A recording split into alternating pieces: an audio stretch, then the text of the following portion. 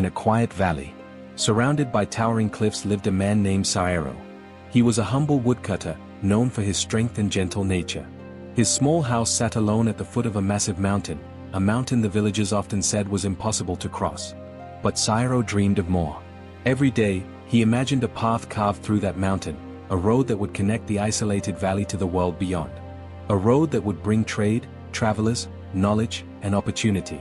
A road that would change everything.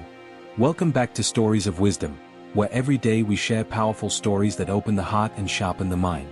Today's lesson is about patience, timing, and the hidden rewards that life gives to those who refuse to give up. One evening, while watching the mountain glow red under the setting sun, Saero made a decision. "I will carve a path," he whispered. "If no one else will do it, then I will." The next morning, he took his axe and walked toward the mountain. Villagers watched, confused.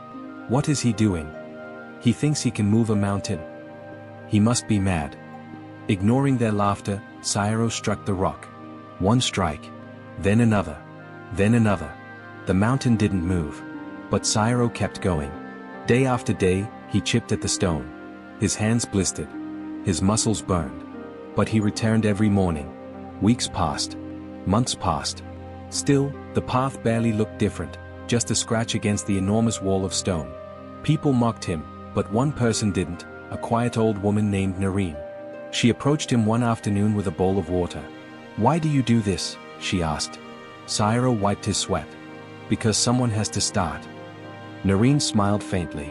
"And what if you don't finish in your lifetime?" "Then someone who comes after me will continue. No mountain stands forever."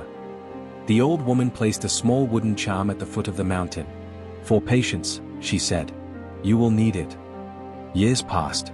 The villagers grew older. Children became adults. Saero kept carving. He worked through rain, snow, and scorching heat. He worked when he was strong and when he was tired. He worked even when people said he was wasting his life. But slowly, very slowly, the mountain began to open. A narrow passage appeared, just wide enough for one person to walk through. For the first time, people began to take notice.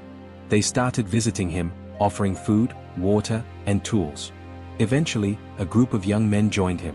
"We want to help," they said. "Your dream should not be carried alone." Together they worked. The scratch became a gap.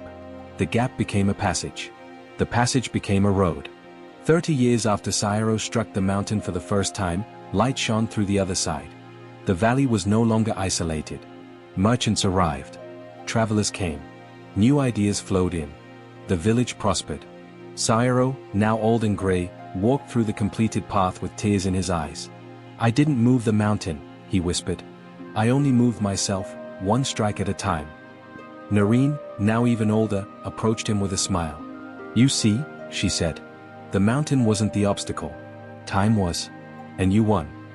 Saero looked at the road, filled with life and opportunity, and realized the truth. Sometimes the greatest changes begin with a single, stubborn decision to keep going, even when progress seems invisible. And from that day on, whenever someone in the valley felt discouraged, they would walk to the mountain road and remind themselves, "If Saero could move a mountain, then I can move what stands in front of me." Thank you for watching. If this story inspired you, hit the subscribe button and join us tomorrow for another powerful story of wisdom. Remember, great things take time, but time rewards those who persist.